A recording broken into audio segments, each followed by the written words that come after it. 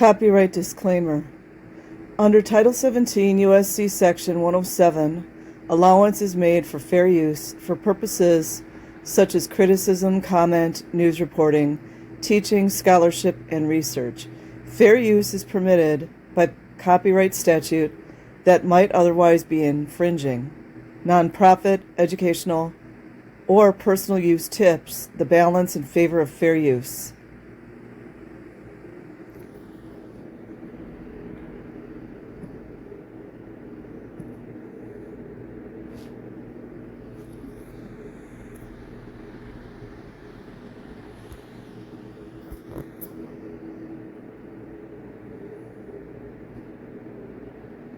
Okay, I want to share this video from Doyle 6315. Highly recommend this channel. He is the bomb. And don't worry, fair gamers. This footage is in so many places you guys won't even be able to shake your head at it. It's on hard drives. It's on cell phones. It's in actual news reports. It's in jump drives, discs. So, just saying. This is in Australia. Senator massacres Scientology, part 1 of 2.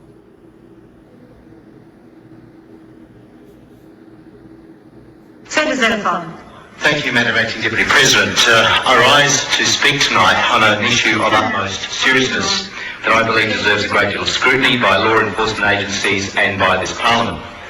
In the past few weeks, I've been contacted by former members of the Church of Scientology after I questioned the tax-exempt status the organisation has under our tax laws during an interview with the 7 Network's Today Tonight programme.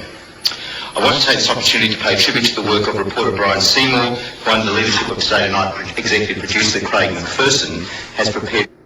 This video and this senator was so well prepared, succinct, to the point.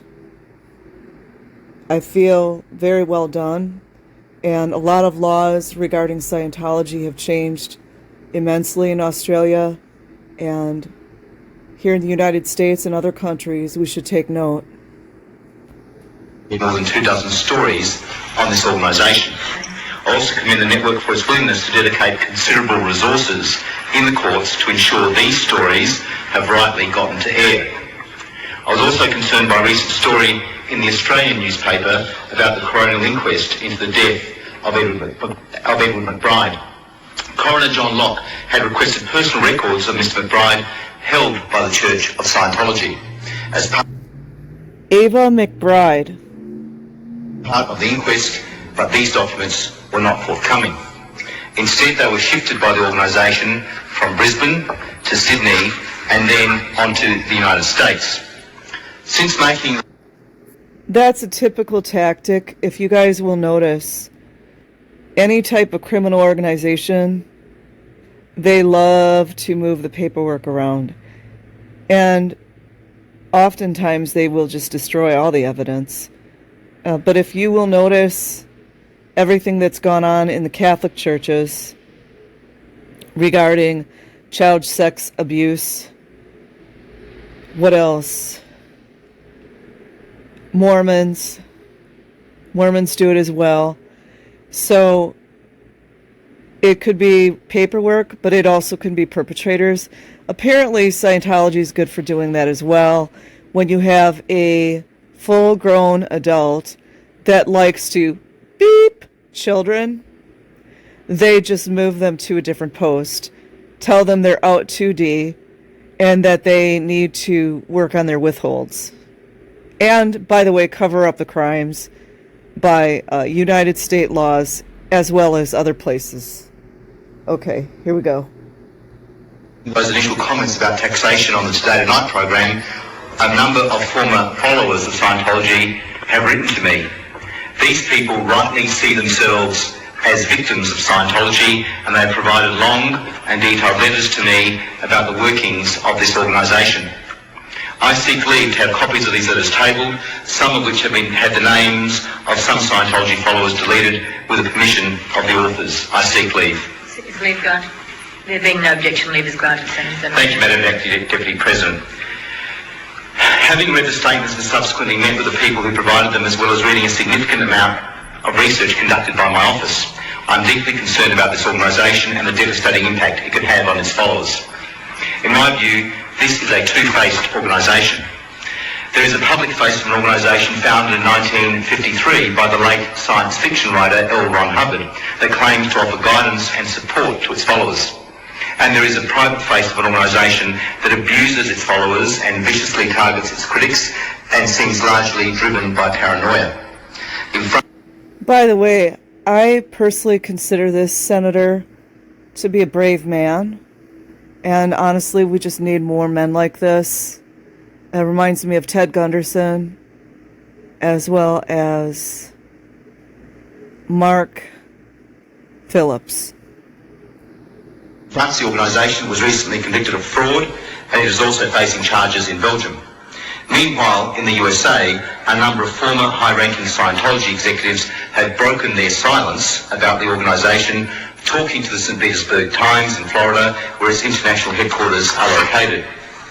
The executives say they have witnessed the head of the organisation, David Miscavige, assault... Okay, I just want to interject here. So we keep hearing these same stories. Higher level executives witnessed chairman of the board, David Miscavige, physically assaulting, abusing members. And that's awful. But from what I can tell and the research I'm doing, there's a lot of things that are left out, and it's just really making me suspicious of some of these people. You know, and I don't want to be super judgmental on people that have experienced heinous abuse because I know it was heinous. But when you see something's wrong or you're participating in it, I feel like you should come forward. You know, and there's a lot of understanding and forgiveness when you're under duress.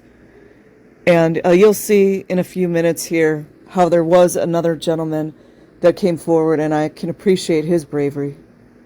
Staff members dozens of times, and they say he's also urged others to commit assault. The executives also claim the organisation has used blackmail and threats against former members and perceived critics of the organisation, and that the organisation has knowingly, repeatedly obstructed justice. Claims have also been made that information provided to the organisation by members during what is known as auditing sessions, which are a crude hybrid of confession and counselling. Okay, so they're talking about the auditing sessions, which is good. But how is it that over and over and over, documentaries, news stories, we are not hearing anything about the children that were put into these camps, schools, and abused in numerous ways? Different children, different abuse. But I just find that very suspicious. And for which the organisation claims so-called priest penitent privilege was then used to blackmail and manipulate members. What we are seeing is a worldwide pattern of abuse and criminality. And on the body of evidence, this is not happening by accident, it is happening by design. Scientology is not a religious organisation. It is a criminal organisation that hides behind its so-called religious beliefs. What you believe does not mean you are not accountable for how you behave. The letters received... Did you guys hear what he said? What you believe does not make you not accountable for how you behave. So that would just go for everybody, right? Lottie-dottie and everybody. And I feel like there would be a lot of understanding, forgiveness, and compassion with a lot of the adults, you know, that were more submissive and, what's the word I'm looking for? Submissive and pretty much just not doing anything regarding these children being abused. It's a problem. It's a real problem. And from what I understand, those schools, those hotels, the abuse was so over the top. And why is it that nobody on earth, it seems like, except Serge DeMar and a few other people, why aren't anybody bringing this abuse of children up? Like, did I miss something here? By me, which were written by former followers in Australia, contains extensive allegations of crimes and abuses that are truly shocking. Crimes against them and crimes they say they were coerced into committing. There are allegations of false imprisonment, coerced abortions and embezzlement of church funds, of physical violence and intimidation, blackmail and the widespread and deliberate abuse of information obtained. What about the physical abuse and intimidation of the children? Just bringing that up, that's all. By the organisation. It is alleged that information about suspicious deaths and child abuse has been destroyed, and one follower has admitted that he was coerced by the organisation into perjuring himself during investigations into the deaths of his two daughters. These victims of Scientology claim it is an abusive, manipulative, violent and criminal organisation, and that criminality is condoned at the highest levels. I'm not trying to be disrespectful or cruel, but something smells funny about that whole thing. 2 daughters' deaths, and he seems to be slipping out of accountability. I'm just saying. I'm not disregarding the pain. Aaron Saxton is one of the victims of Scientology who wrote to me. He was born into the organisation and rose to a position of influence in Sydney and the United States. He says in his statement that his mother was coerced into signing over guardianship of him when he was a child to a Scientology official so he could be moved to Australia. In or around January 1990, he was told by the organisation not to report the attempted rape of him by a man. He says this was due to the organisation's public relations policy. Aaron was still a child when he says he was asked to cover up the defrauding of credit cards and cash by a Scientology employee. He says the organisation... Just want to bring one thing up there.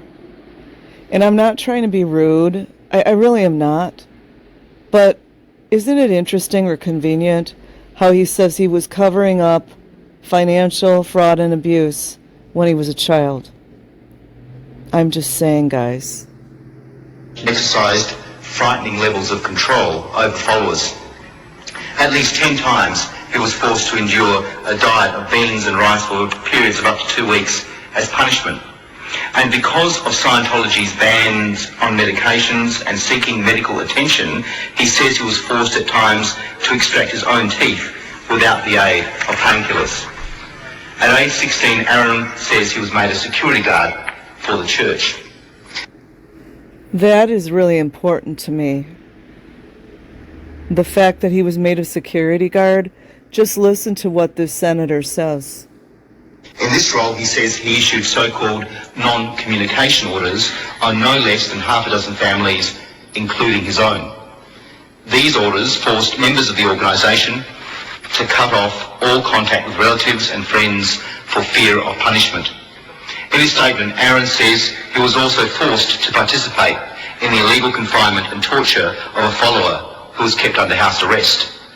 Aaron says he accessed more than 150 files that contained personal information on followers, much of which was obtained during so-called auditing. This information is meant to be confidential. It is not. Aaron... I think a lot of these people that get out deserve compassion, understanding, and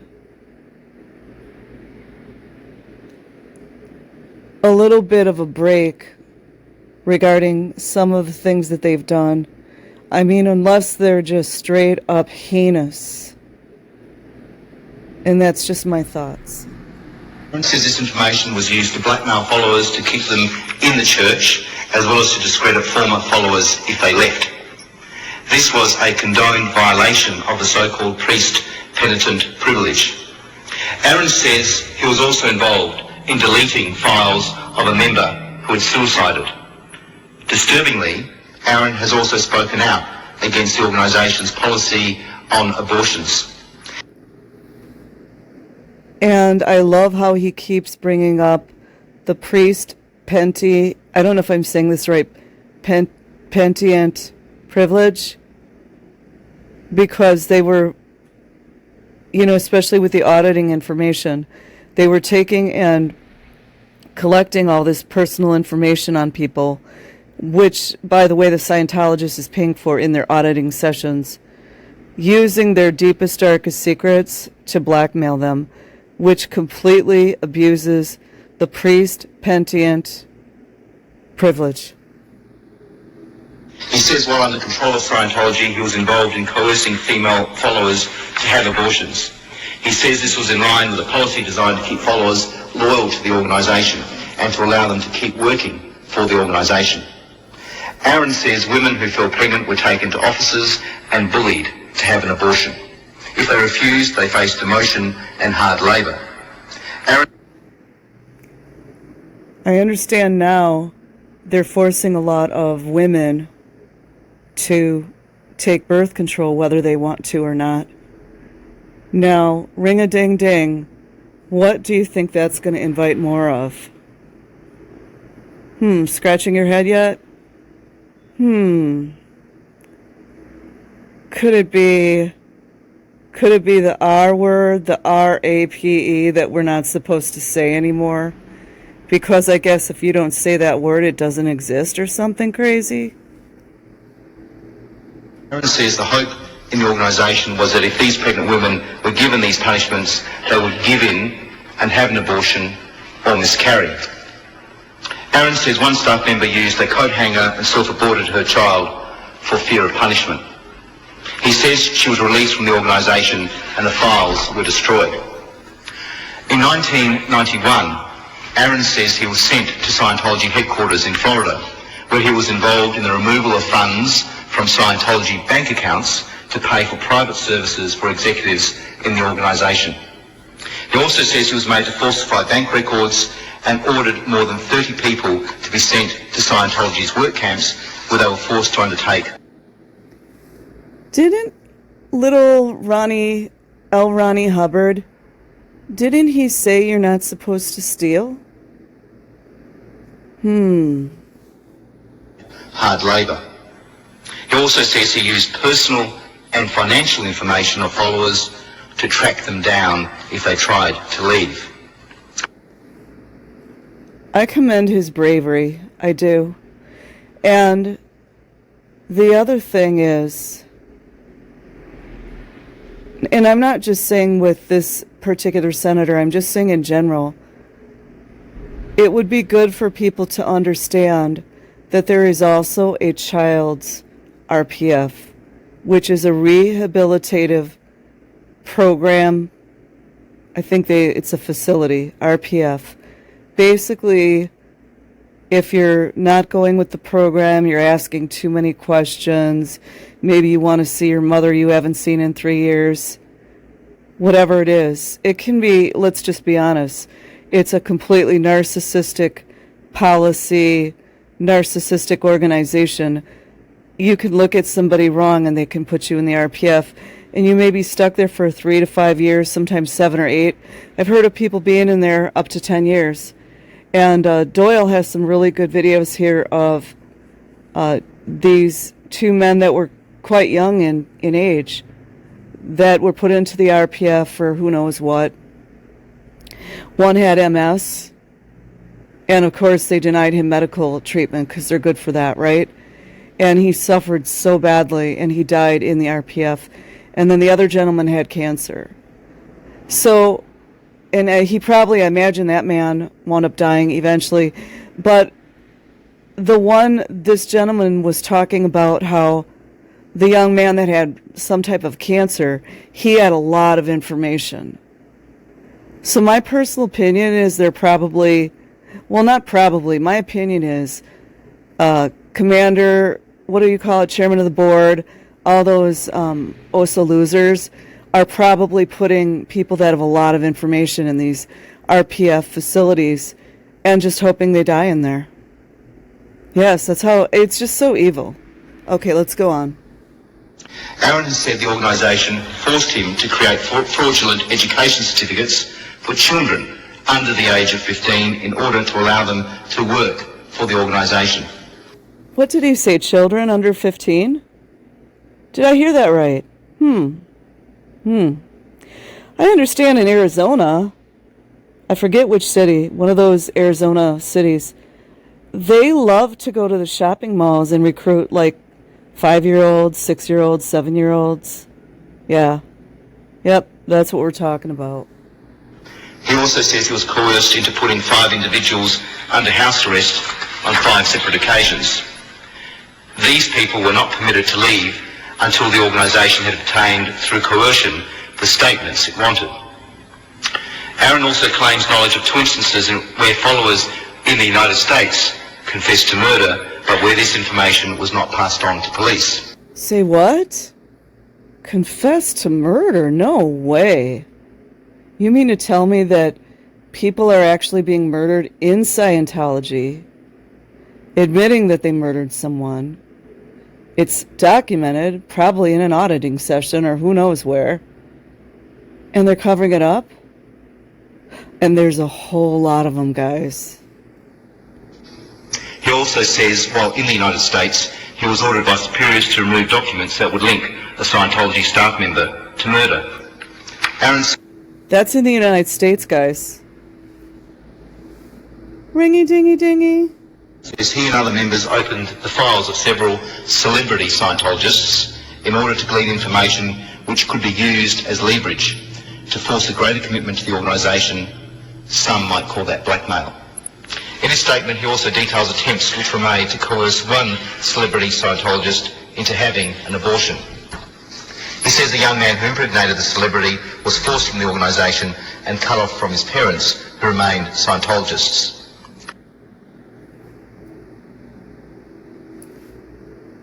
What was I going to say about that?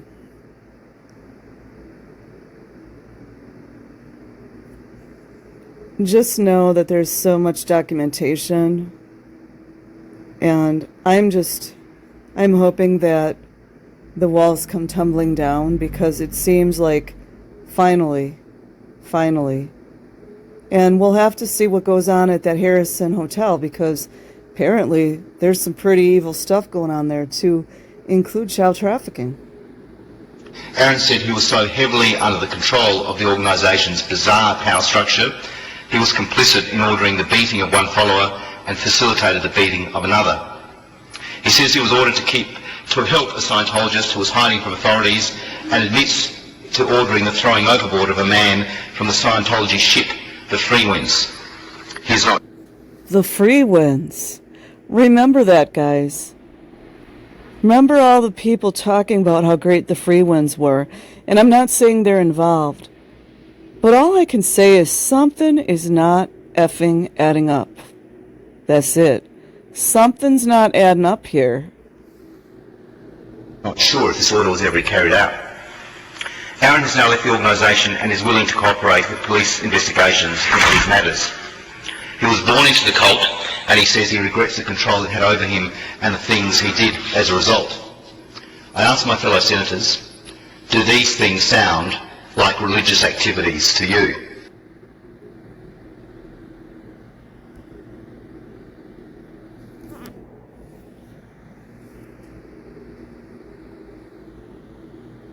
Do these things sound like religious activities to you?